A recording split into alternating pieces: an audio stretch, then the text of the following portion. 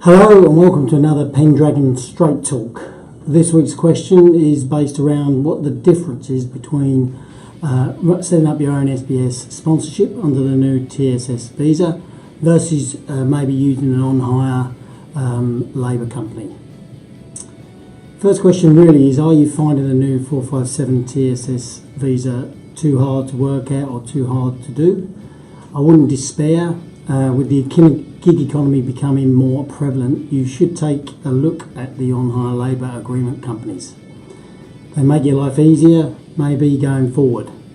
With all the talk about the changes in the 457 to the temporary skills shortage visa, not a lot has been mentioned about the on-hire labour agreements that can be put in place. The on-hire labour agreements are set up for 3 years with the department, and they have their own rules of engagement, which usually last for the length of the agreement. At this moment in time, not all the new rules have moved across to the on-hire agreements, which means that a few things are different. Therefore, you might find it more beneficial to use an on-hire company rather than direct sponsorship yourself. On-hire means exactly that. Companies that have an on-hire agreement are allowed to become the surrogate sponsor on behalf of the company they are contracting the individual into. Contract can be a normal contract or a daily rate, etc., or can be a fixed salary with holidays and sick leave. So you can determine what contract you want.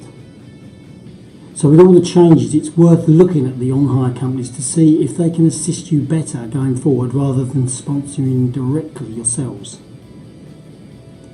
If your company does not turn over $1 million or does not have 5 staff, then you cannot become a sponsor under the new rules. However, an on-hire might be the way that you go forward, and it may have some of the occupations that you want to sponsor on their lists. You still have to abide by minimum salaries and market salary rates, but you might find the on-hire still has an occupation on their list that has been removed from the new TSS list.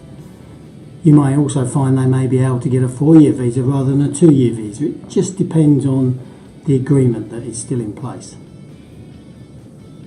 They can't, however, help with permanent residency. Although most of them have migration agents working for them who can let the individuals know what their options are going forward to get permanent residency.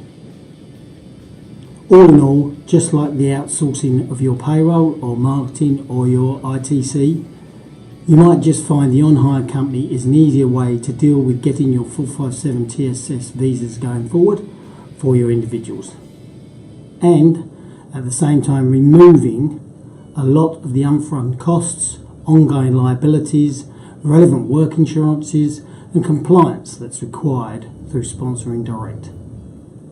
So if you are finding it a little difficult with the 457 TSS visa system, have a look out there for the on-hires and talk to them and see if they can be of any assistance to you. Thanks for listening. Look forward to talking to you next week.